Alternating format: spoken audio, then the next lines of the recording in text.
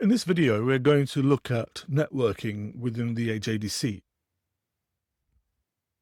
Networking is located under the System panel within the navigation pane. Clicking on it will open networking in the right-hand tab and also in the right-hand page. As you can see here, there are various different sections to networking. The basic setup allows you to change the name of the Edge ADC.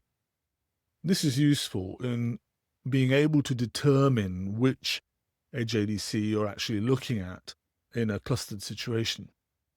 You can also set a default IP4 or IP6 gateway and also standard DNS servers that the Edge ADC can reference when you utilize FQDNs. Once you change this and update it, you will find that the Edge ADC has to reset its networking to take advantage of these new settings. Underneath that, you can see the adapter details and the interfaces.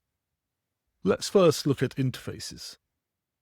Under interfaces, you can see that we have, in this particular example, two interfaces, ETH0 and ETH1. One is showing as active and one is showing as inactive. The reason for this is that currently we are only using ETH0 within our system. Should we use both, then you will see both showing a green icon here, indicating it is actually active. Now, the Edge ADC has automatic detection of network interfaces within its virtual machine or hardware instance. Whether it's Ethernet, gigabit, 10 gigabit, fiber, etc. These are all automatically detected by the Edge ADC. In the adapter details here, you can see that we have one segment, 10.0.0.102 on ETH0, and this is a single ARM network. Now, we could add VLANs to this by simply saying add adapter, and then without changing this, we can add VLAN IDs, we can add network segments here, subnet masks, etc., etc. You'll also notice that you can add a separate gateway to each segment using this field here. So this is the universal gateway, but here you can have individual ones. You can also put the return path filter, choose which segment or which interface has your web console as well as your REST API. You can also rename this descriptions field here to reflect what that VLAN does. So that might be the sales VLAN, etc., etc. Now, when you want to have dual ARM networking or multi-ARM networking, you can change this value here to ETH1.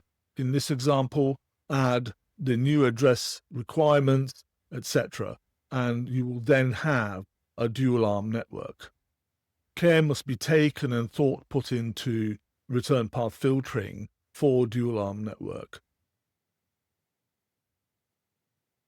Underneath the interfaces section, you have bonding. So interfaces can be bonded when you have hardware being utilized as the appliance base. Static routes allow you to add new static routes, etc., as required. And you can see the static route details of the Edge ADC in this section here.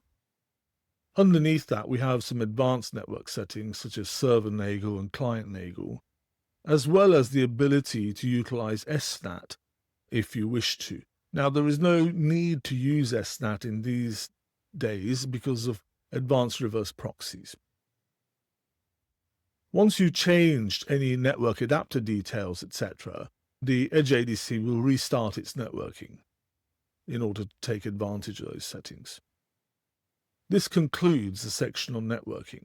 Thank you very much.